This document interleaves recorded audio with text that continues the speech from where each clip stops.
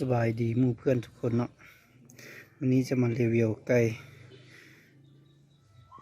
ให้ทุกคนได้เบิ่งนำกันเนาะ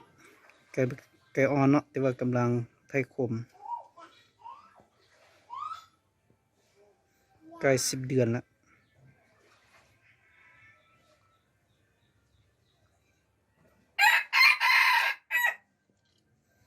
ช่วงนี้เลยยามหนาวไก่บ่ค่อยสบายเนาะ